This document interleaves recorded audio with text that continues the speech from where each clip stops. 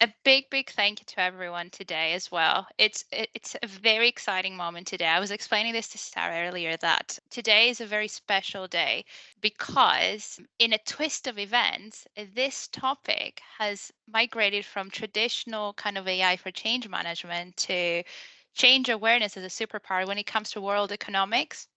So, as a bit of a background before I even start my intro, originally speaking from an academic perspective, I'm an economist. I did 5 years of studying there, and I've never actually used that deep knowledge within the community and within anything to do with Microsoft Tech or AI. So, I'm really excited to provide that new twist today. And naturally, that comes with human nerves, but also a massive amount of excitement too, and a big thank you to Sarah for giving me this platform to experiment with new topics and to share it with everyone. So, before we move on, let's do a bit of an intro. My name is Angeliki Patsiavou. For those who don't know me, I work within Avanade in the business application space. And you may have heard of Empowered Humans, my blog as well. So feel free to visit loads of cool articles, movie themed, geek galore for Microsoft Tech. But who am I? So, as you may be able to tell from my accent, I am not originally from the UK. I'm actually Greek Italian, but I've been living here for the last 11 years at this point. So, there's a lot going on. When it comes to my background generally and my passion too, I am a bit of a hybrid. So I'm a Microsoft MVP in business applications, and I'm also an exchange management and process certified. So I bring together quite a few different perspectives. So as I mentioned, being a hybrid means that even though I have a massive passion for CRM and business applications, I can't forego my early days of being a data geek and an economist. And this is what today is all about, bringing those worlds together. When you find me in the community, I'm a human evangelist. I'm the kind of person who works with tech evangelists, talking about all the really cool things that tech brings us to the human impact and how we are building ethically, responsibly, and creating amazing solutions that are going to make a difference in people's lives. So I'm very passionate about that. You'll find me speaking, blogging as such. And I generally love interacting with all of you in the community because it has such immense power in terms of the energy and the knowledge that we can drive. So, what are we going to talk about today? So, we're going to go into a bit of a summary of all the really cool momentum that AI has attracted in the last 2 years or so, and just summarize some of the numbers and the really big impact it has made. Because let's be honest, right? Numbers speak louder than words. We are then going to touch on the infamous topic of the day, economics, and how AI has taken the world by storm, but also the economics world, and how change awareness as a superpower starts from how we view this shift and the right vocabulary that we need to adopt, how we need to understand how the world changing from an economics perspective means for our jobs, means about the way we interact with clients, the way we view our skills and whatnot. So there's some really cool things there. And this is all based on some research that I will share with you as well. Then, naturally, knowledge is power. So, how do we harness this change awareness in terms of how the world is changing, in terms of how we are designing solutions? What are our ethical implications, and what are we going to do about it? And naturally, this is all about implementation and how we take this knowledge into practice with ourselves first. What does it mean in terms of our personal skills and how we are reimagining our career in this new world? It's a very topical matter as well because there's so many questions sometimes, especially early days. Is AI going to take my job? Is it going to be, this doom dystopian world, or is there some excitement that we can harness? Of course, if we take it up a notch, then it's all about how we as teams work together and how we look at the mass scales of productivity increasing, but what we can practically do for that. And being in the consulting space, and I know a lot of us attending the call today are, how do we reimagine the solutions that we built for end users and customers in terms of the customer intimacy, the customer obsession that we can really harness to drive some amazing results? So this is generally the theme. Of course, it's superhero theme because it's meant to be a superpower. So hopefully you like the Marvel topic as well. But before we move into the details, I just wanted to take a moment and share a really interesting saying with you from Albert Einstein, which is about knowledge. Change awareness is about not just having any knowledge, because ultimately anyone can go and read cool quotes, cool articles, cool anything. The difference is what we do with it. Do we truly understand that piece of knowledge? What are we going to do about it? And is what we're going to do it about it make a difference? And this is very interesting because this is where our journey will start today. Change awareness comes from that shift in mentality of we don't just want to absorb the hype of AI. We don't just want to absorb the name of every copilot that is out there. Instead, what we do want to absorb is what we're going to do with it. What is in our hands that is going to make impact. So let's start with one of the usual ones. AI is a hype, and just like any hype or economic cycle, it will burst and it will just move on, or it will slow down. But let's be honest, since we first started chatting in November 22 about ChatGPT and all the other cool things that were happening, like Mid Journey, our AI journey has only sustained that momentum and grown exponentially. So it's very easy to acknowledge that this has an unprecedented scale, and we no longer can even be referring to it consciously as a hype. Some numbers that we know, but we love to refer to. So ChatGPT had this massive growth where in 2 months it reached 100 million users. And it's quite crazy if you think about it and compare it to, let's say, Spotify, which, like some of you, I pretty much breathe through every day. That took 10 years to reach those million users. And then you have all sorts of other digital products that took a decent amount of years, double to single digit, definitely not months. So that begs the question of how do we see this growth? And of course, Microsoft has one of those answers, which is absolutely trailblazing how technology has evolved and releasing multiple co-pilots, which, by the way, I stopped counting since November last year. The growth is exponential, really hard to keep up, but the excitement is very much still there. And to be honest, it's not about counting, it's not about remembering the names, but really appreciating the growth is differentiating the impact we can have on people, because we are differentiating the product stack so much that we can reach out different audiences, different needs, and really, really harness that.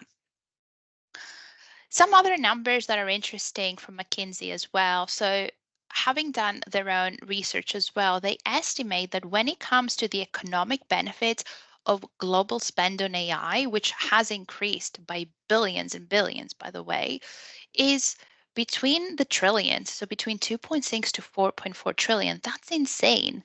So, from an economics perspective, we are seeing that not only the global spend is increasing, but we are increasing also the potential for increasing productivity.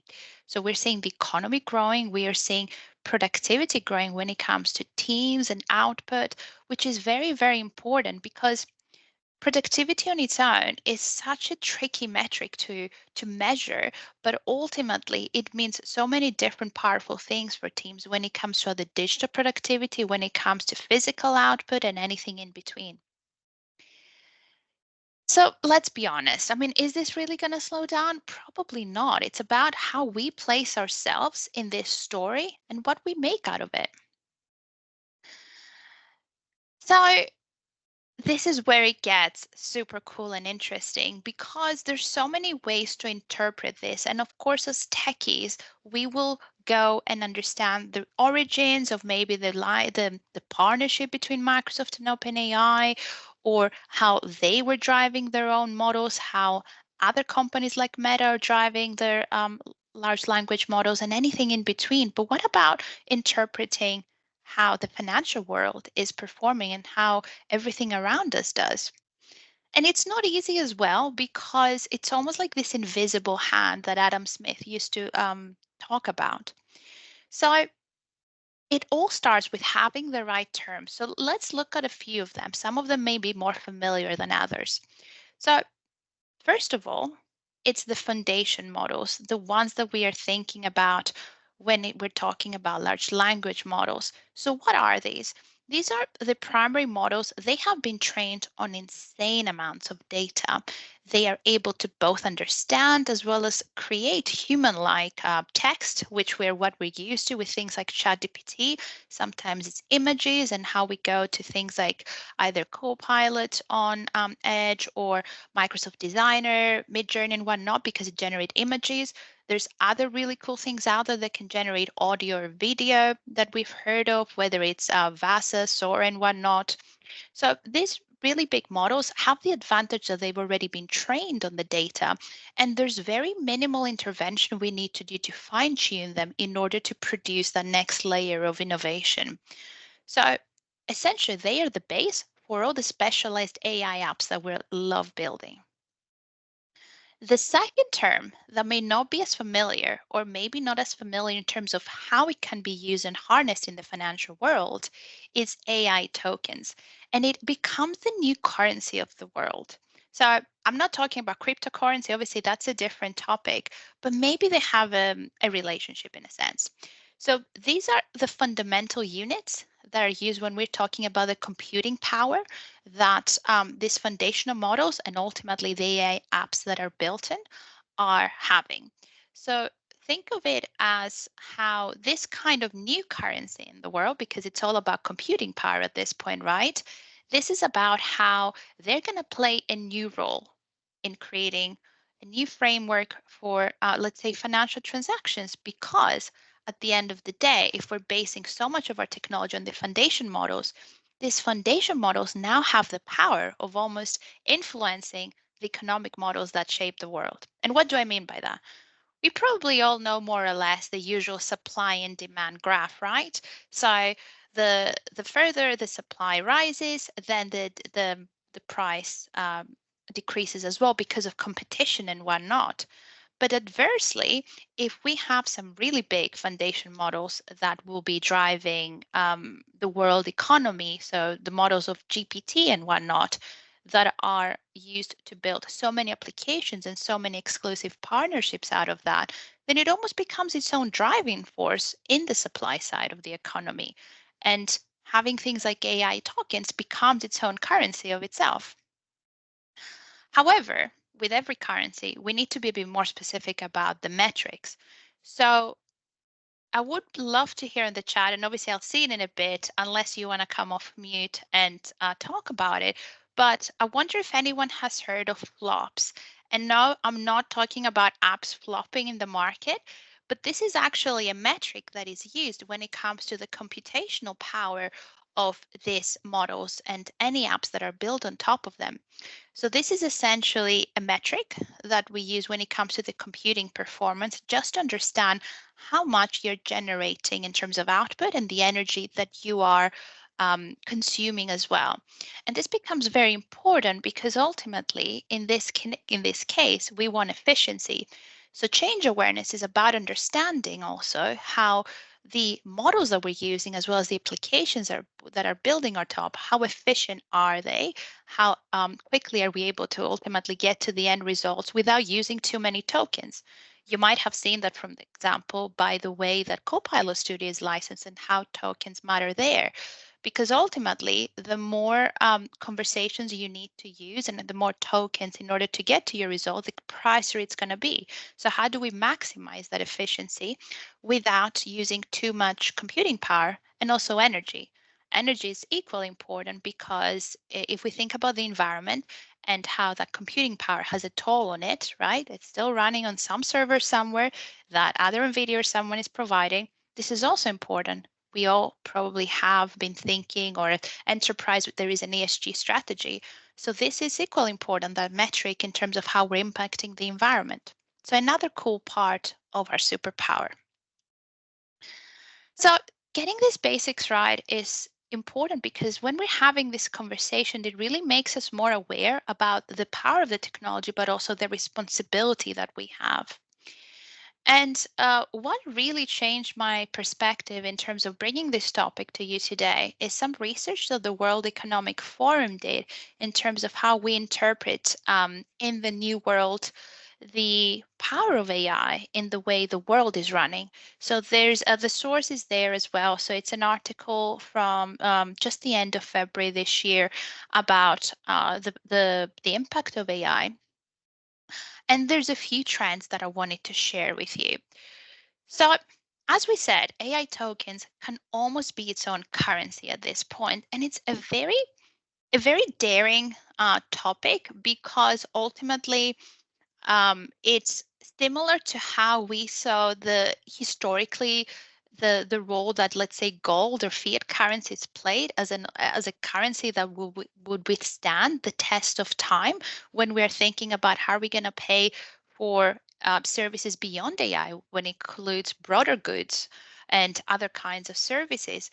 It's ultimately an alternative to the traditional financial systems, which are, let's be honest, known for their volatility. There's a reason why cryptocurrency was alluring to begin with. So thinking about AI tokens as a potentially new borderless currency, that's quite daring and also very interesting as well if we think about what the implications are. And if we take this a step further and we think about how traditionally we measured, let's say, the power of a country or a continent or any kind of industry, and we're thinking about economic efficiency, we're probably thinking, let's say, at a country level, the GDP per capita, right? So the economic output per individual. But what if we change that? What if we said, okay, let's leave GDP out for a moment.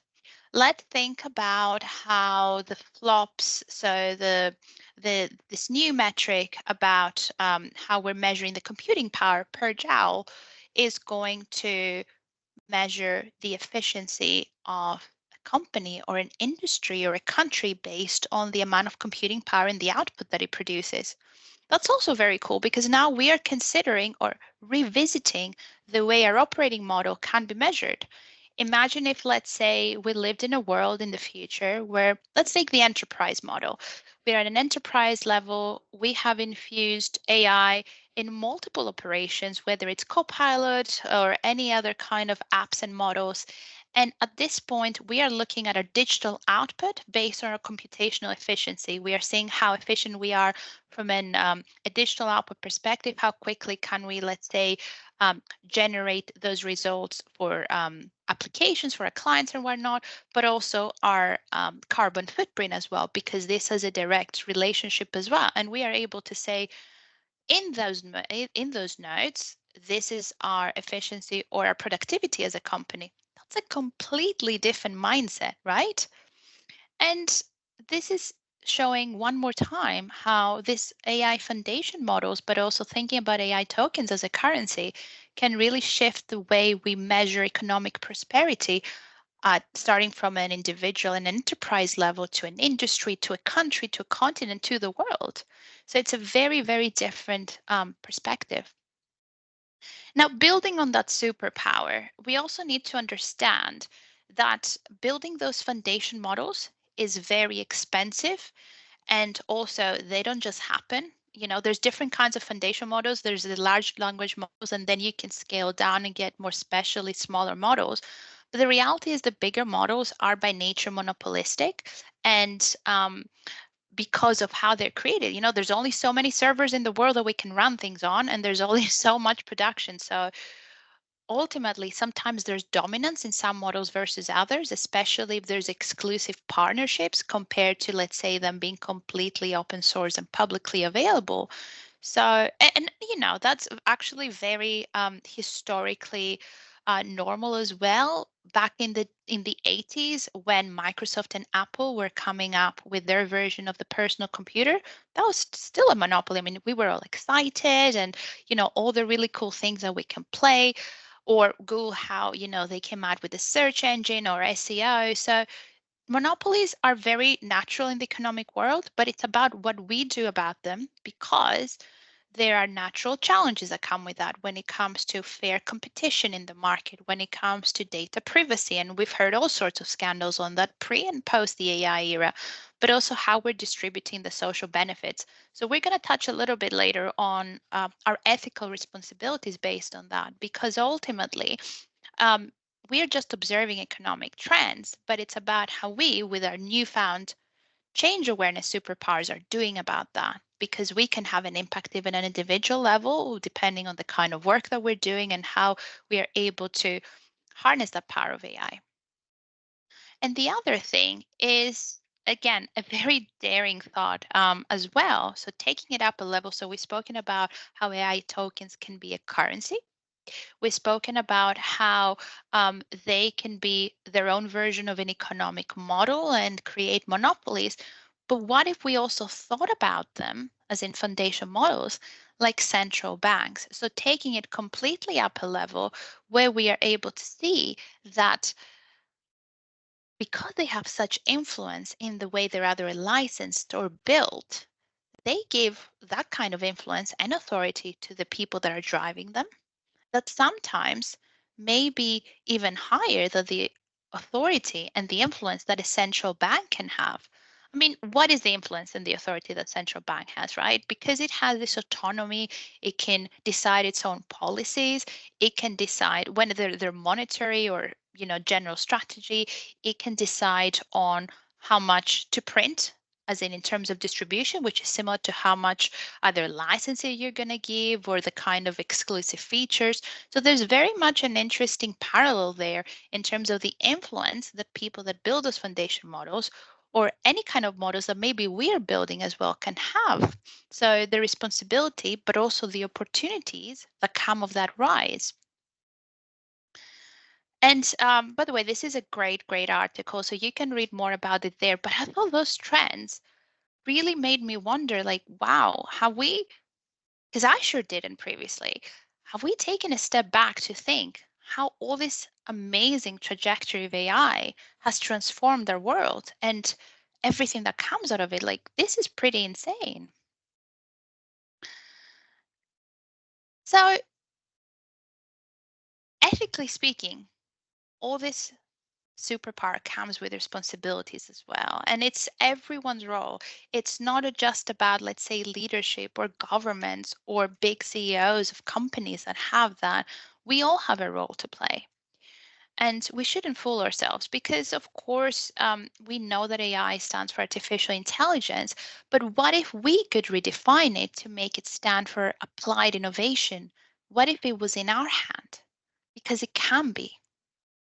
However, we need to think of it as a team sport full of ethical implications because of the power that is within.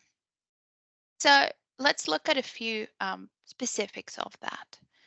There's fair competition, and this is about making sure that if there's different models, obviously there's completely open source models, there's some that are licensed, but there is a responsibility to have fair competition across the models and across the way they're distributed as well. And I'm not just referring to the big foundation models, but also, let's say, the applications that we're building as well. We're making sure that they are inclusive, they're accessible, and we're building them right. A big, big topic is data privacy, and it has many different sides to it. I think the first side is that we need to educate ourselves, especially in the consulting space where we are someone else's trusted advisor, what that means. A very great example, actually, of that is when we're using Copilot that we all love to talk about. What does it mean in terms of security, in terms of keeping our data secure from, let's say, leakage, from attacks, from anything? Do we understand the kind of compliance frameworks that Copilot is built around as an online core service? Do we understand how it protects itself from rich prompt attacks and social engineering of any sort? So having that knowledge is very, very important because then we understand also how these frameworks work and we build applications based on that that are equally protected. But also, we're having the right conversations with each other, with our clients, with our peers. So, very, very important. Pricing is, as we mentioned earlier, also a key factor. So this is both in terms of the tokens, but also the way we price what we create. And pricing differentiation is a very interesting concept because it means that instead of saying this is a flat price for everyone, maybe we have different price points to allow for different individuals with different affordability to join the party, essentially.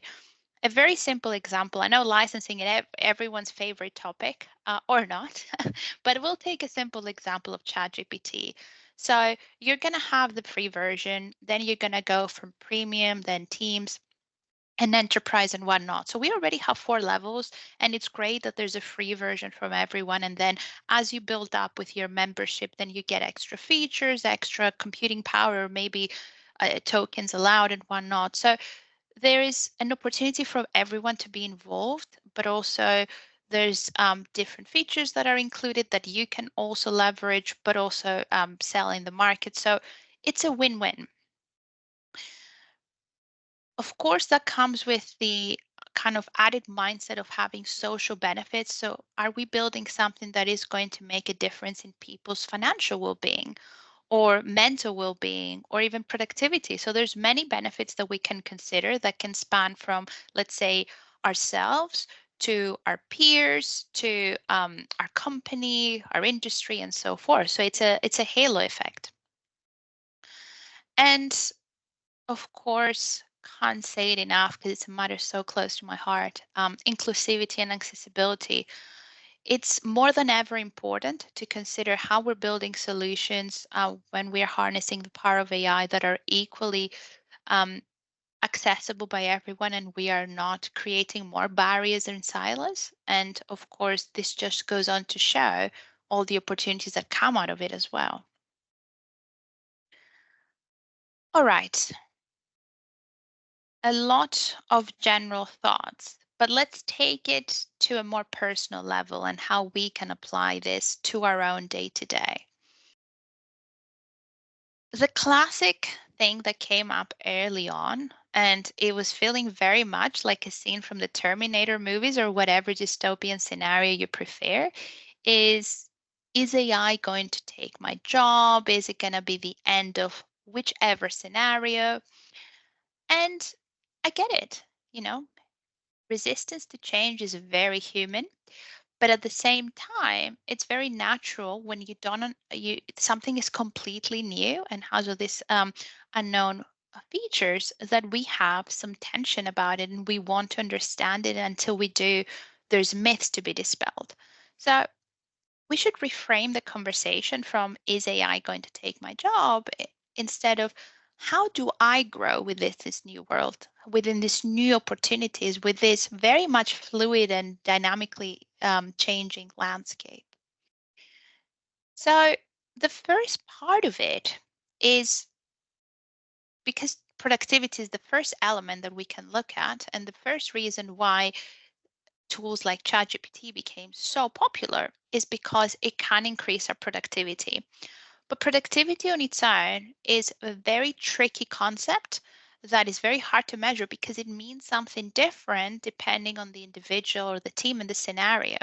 So it's up to us to assess what our current productivity levels are in order to find what are the right tools and use cases we should be focusing on. And I'll give you a very good example for that I read somewhere on socials.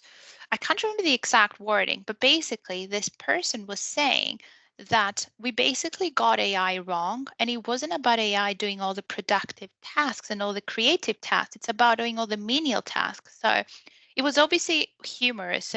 They were saying, "Oh, I wish ChatGPT or whatever AI tool could do my laundry, so I could focus on writing music and writing all sorts of cool things. I don't want those text-based tools to write things for me. I want them to do my laundry and all the things that I don't want to do or feel productive in." So we need to find our personal use cases and not just say, well, everyone else seems to be doing it, so I might as well. So maybe the text-based generation is for you, but maybe you need some help with imagery because you're not working with a designer, or maybe you need help on audio because you're a budding musician and you need some support on that. So, focusing on the right use cases is important so that it makes a difference in your life, but also you see that spike in productivity that is relevant. The second part is based on that. So, we've taken the first ownership, right? We're saying stake on the ground. We are going to look at our productivity. The next step is what are we going to do with that knowledge? So, of course, seeing a spike in our productivity and having more interesting days is great. But that gives us an opportunity to own our development paths. And that means personal development, professional development, whatever is dear to us, so that we are able to essentially harness the skills that we want.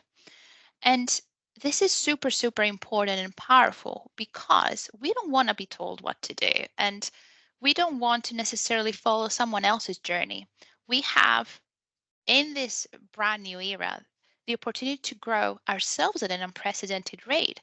So the question isn't, are we going to grow or not? The question is, how and to which direction? It's almost like there's many roads that will lead to Rome. The question is, which road are we going to pick? So this gives us so much empowerment and ownership. And that comes with a lot of opportunities for new skills. So in the same question of is it going to take our jobs, we should view it as jobs that will be evolving, whether it's our job or someone else's job. The market is evolving, that's for sure. So it's about how we decide to take a stance and make something out of it. There's a lot of new skills that are required.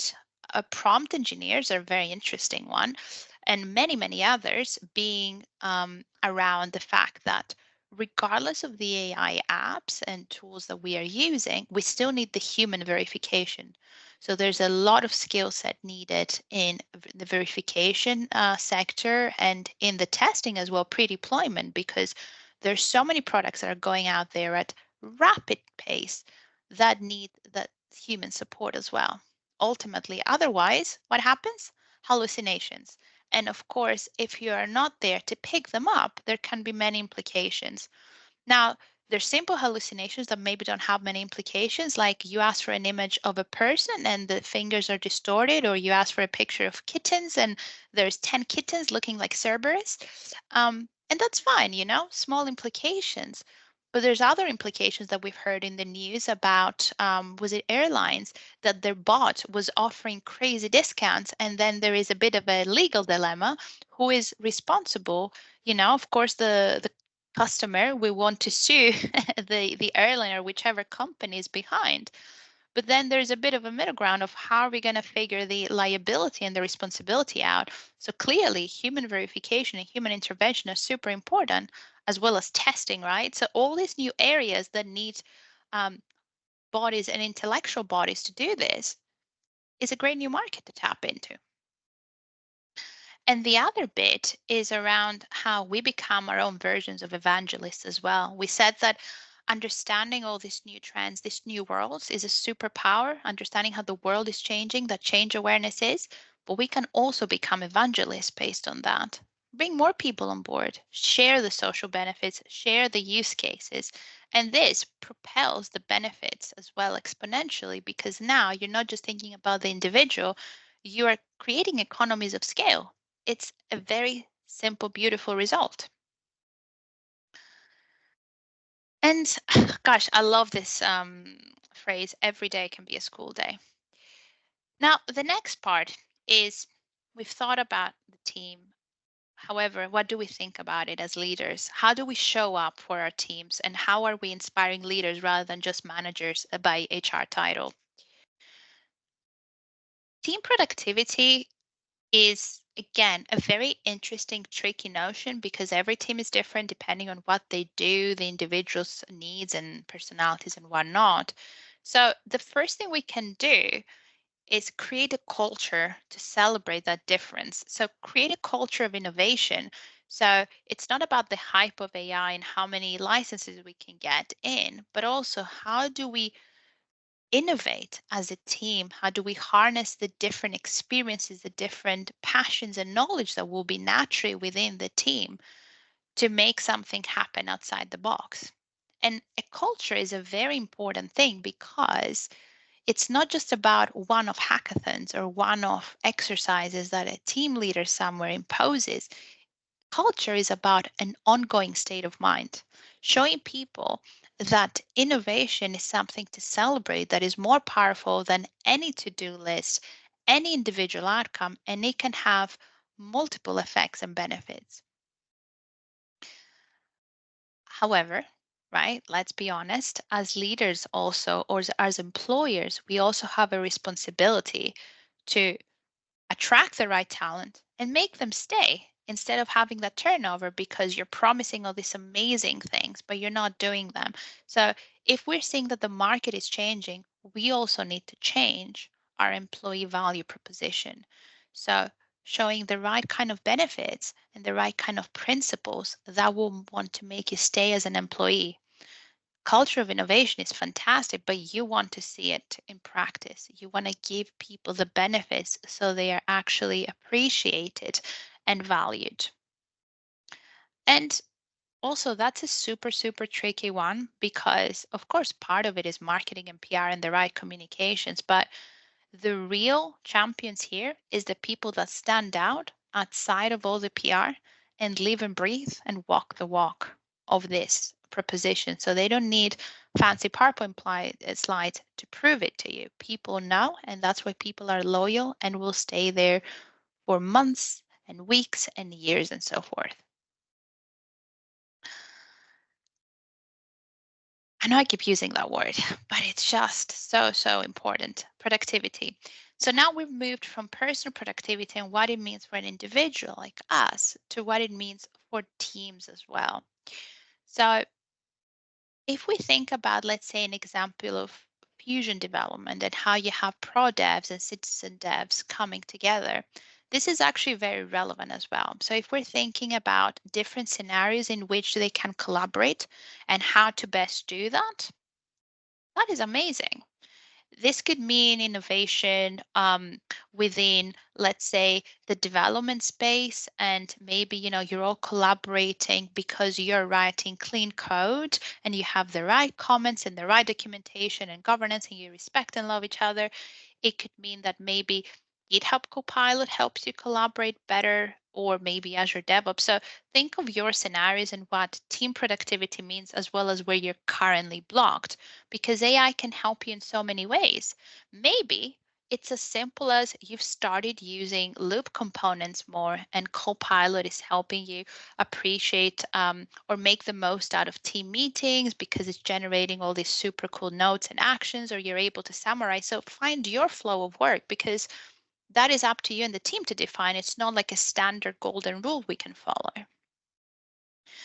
And then another thing that relates to a previous point is even though your team leads and of any type, and you are delegating tasks, whether it's between you and the team or between you, the team, and AI, and you're creating this new harmony, that you are keeping a bit of a balance. So don't just say delegate all these tasks at a flat rate because it might remove the natural creativity or the softer skills that are built out of that. So if there is certain task that could be completely done by AI or by your team, maybe you say, well, I'm going to spare my team some hassle. I'm just going to delegate. What if that was a team building activity? What if this was allowing the team to finally come in the same room together because now we're all remote? What if it was the opportunity for some of the junior member to build their software skills because the senior members are role modeling those skills? So think about how delegation and this infusion of AI in everything we do affects your team's personal development, the way they're building their skills, but also they're harnessing their natural curiosity or passion.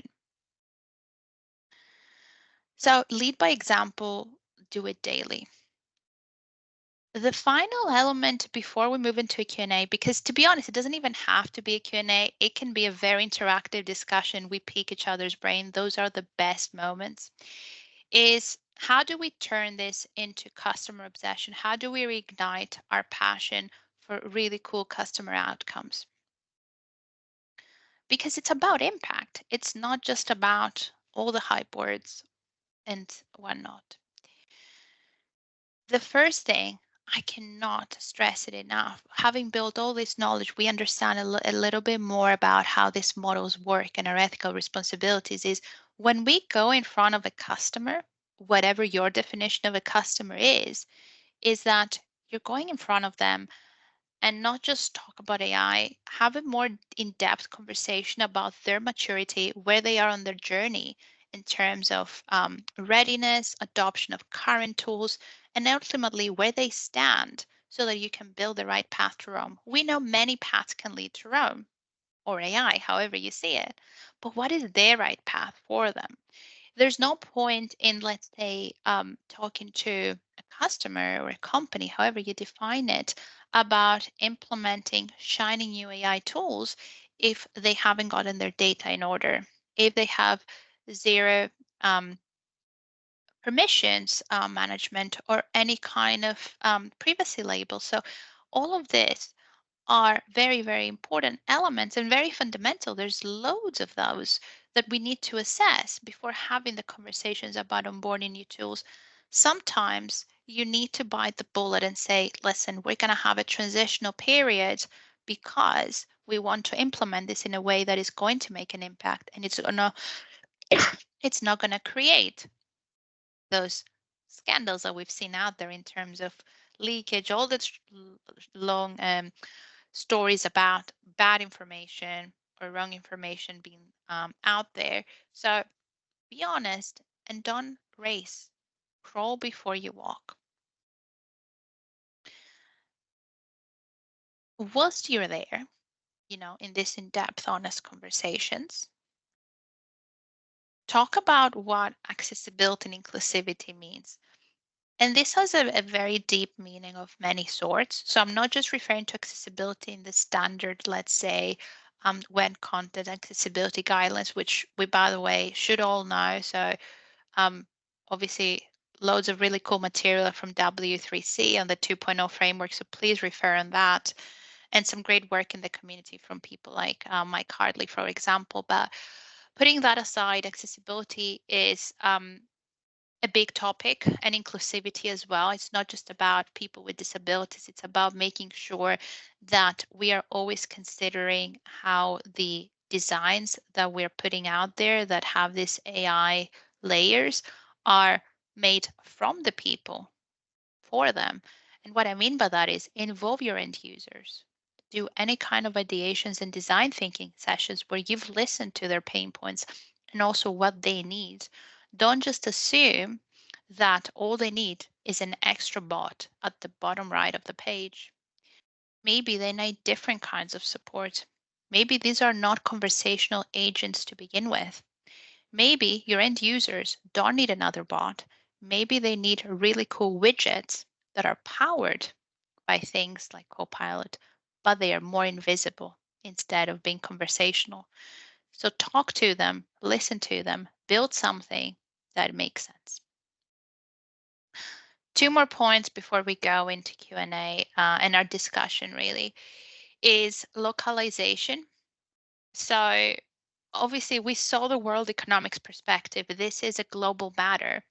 So of course, localization is very important.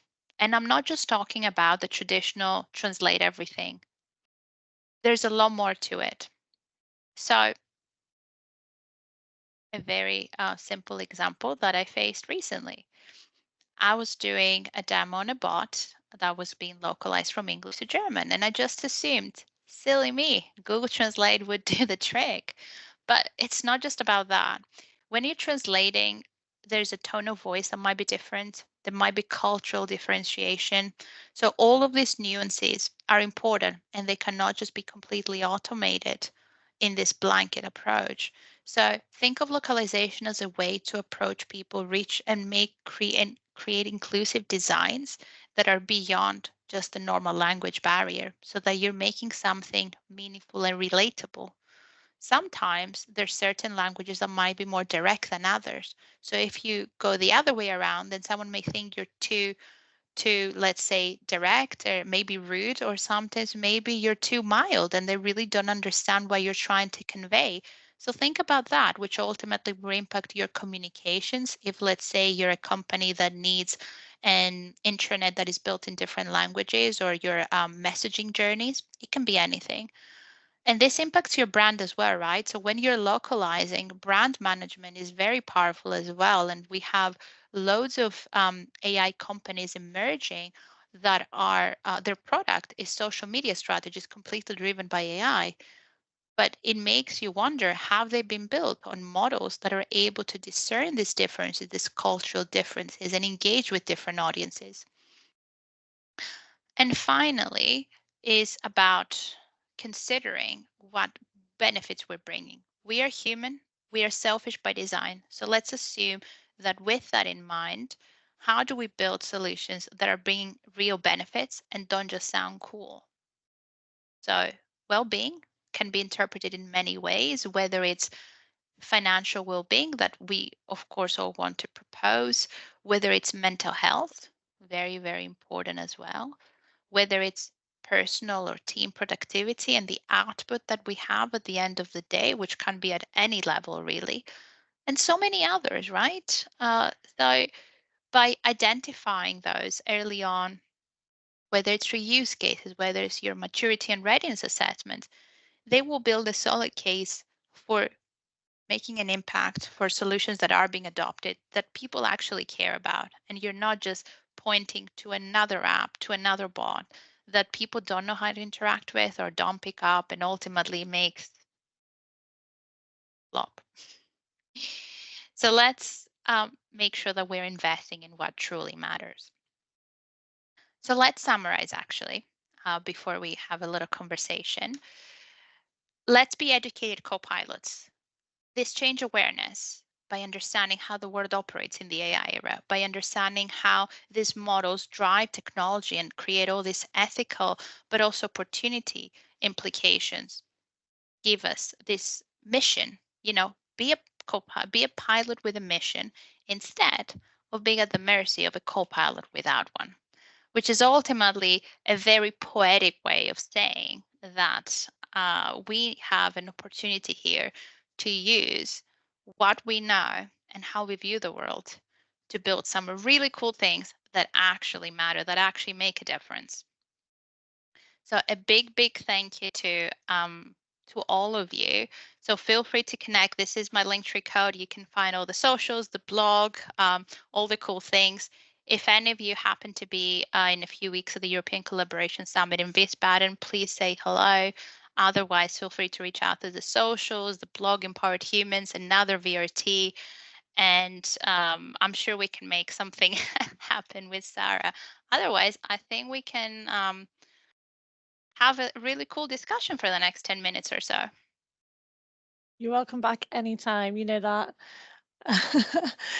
Thank you. I love the slides. By the way, I think he's had to drop off, but yeah, he commented too that they were awesome. Really, really good. And yeah, I can recommend the blog as well, actually, just while we've got people on the call. So yeah, is there anyone here that wants to get involved, ask any questions or make any comments on that? Don't be shy. We're all a group of friends here.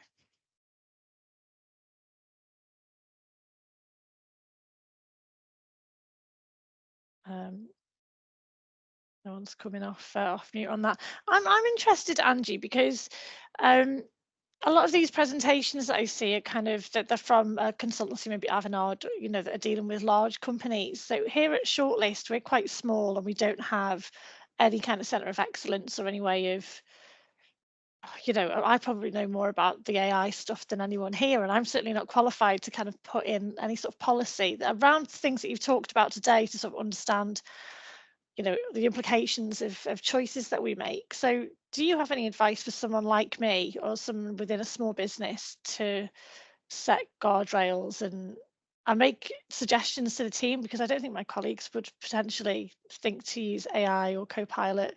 I'm a little bit scared to promote that here. So yeah, any advice for a smaller business like us? So the first thing that I would suggest to everyone, and this is based on free and available resources, is to get some people that are brave enough or curious enough to get out there and learn about how these products are built. So I can't recommend enough, for example, all the videos that Phil Topness and the Parka team have on YouTube and all their content generally as a team, because they explain a lot about how the products operate. For example, how security works in Copilot. We demystify some of the natural concerns that we may have about whether the data is secure, how it's stored, how it's processed, if at all. So get some of the curious minds that want to educate themselves and bring then as almost change evangelists their knowledge back to the team and almost build a club out of it. So, and I'll give you an internal example of how we've done this, because we did this internally as well. And we essentially started as a group of people that had an interest in all things Copilot outside of our day to day. We wanted to understand more and go beyond the hype and the madness of multiple ones launching each day and month.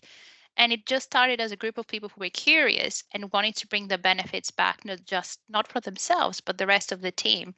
So someone who stands up outside of the day to day to do some of this and then brings the excitement back in terms of how you may approach it as a smaller business, because it's about then finding, okay, what are the comfort levels that you can experiment in and creating even like a small culture of innovation experimentation that the company is comfortable with, and then scale it up. So start small, find some people that can do this, and then start hacking it based on it. Okay, no, great. That's great advice. Thank you. And do you find that when you speak to other small businesses, you have similar other concerns, or the challenge of where do you even start? Yeah, and large organisations as well. My mum actually works for a further education college, and they've got 2,500 staff, and then their students, they have no idea where to start with their AI strategy. And I was explaining to her what ChatGPT was a few months ago. So she's put me in touch with them so that we can maybe put them in touch with a consultant that can help them to figure out where to start. And for an organisation that size, I kind of suggested look at a centre of excellence, go and find somebody who can champion this and go out and find the right consultant. But yeah, with a smaller organisation, there's less money, there's less funding. Of course, Um, of course. So I think the interesting part is that when it comes to this kind of industries, especially if you're looking at the Microsoft stack, you have specialized solutions that come at a different price point as well, because they are targeted to these industries. So it's definitely worth reaching out to a partner that can help them navigate their needs and use cases, but also get them in touch with the right solutions, because it's about personalizing, not say, well, everyone needs Copilot or needs this Copilot, but sometimes it's about, okay, let's maybe start with, COE if that's what you need, because you're rolling out Power Platform and you need to crawl first and implement Power Platform, because you can't just put anything else on top before that. So it's definitely worthy. And I think we have an opportunity to help people understand that it's not as scary. There is definitely safety measures behind it, but there's also opportunities for them depending on the industry to actually see products that are made for them. So there are solutions for education or healthcare, whichever other industry might traditionally have less resources and funding. So it's definitely worth for them to reach out to people like yourself who can then, redirect them to the right person. mhm. Yeah, no, it's I think for that sort of organization like a college, I'm talking about there's so much data and sensitive data, um, that the governance and security side of things is quite scary.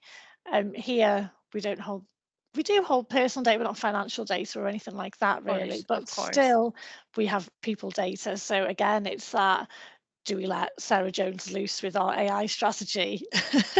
But we don't have a resource that's in place for change management or implementing anything new. So I think it's a fear. There's a lot of more fear of getting it wrong.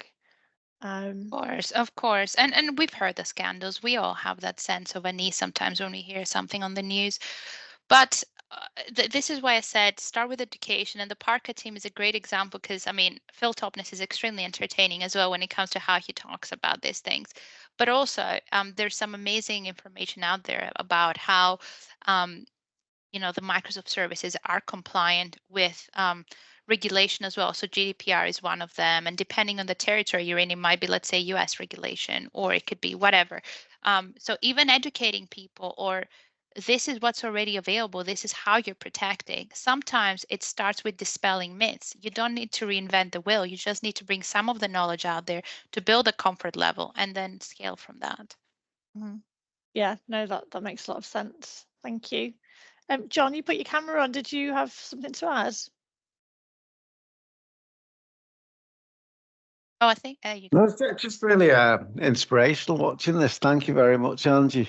And it's pleasure. I suppose I was going to ask a question: is where do you think all this is going in the future? Do you want to be a bit more specific in terms of going from what perspective? Yeah, for finance and in general. I'll be really curious to see if the forecast of this new world where we have this new version of a currency, and how the companies that are building those models are able to have that level of influence expanding would pan out. I would love to see that. And I would also love to see people being more educated on that, because the more educated you are about it, the more you can do when it comes to your personal kind of financial or any kind of professional opportunities. So I don't know exactly where it will go, because literally every day the world is changing, but I can tell you where I would like it to go, which is more people taking the opportunity to educate themselves, and also build their own opportunities out of it, because no one is going to bring those opportunities down to us, right? So if we have those tools that are either freely or through our companies available, let's make something out of it. Let's build our own, professional path, and get some more people involved as well, because there are people that may be more marginalized with this AI kind of developments, whether it's based on a specific sector and a specific, let's say, age range. It could be anything. So we have an opportunity, but also a responsibility. And I'd love to see more people do that. And I suppose everything costs money, but if you're investing in something like this, it's going to save you in the long run, because your information is going to be more Absolutely. accurate, and it's going to take Absolutely. less resource to get answers, really, isn't it?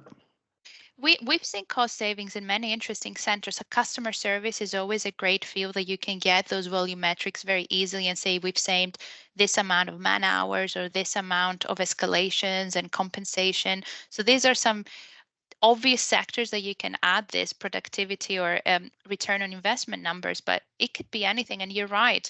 If we put the numbers up, more people will be curious and hopefully incentivized to do more with it.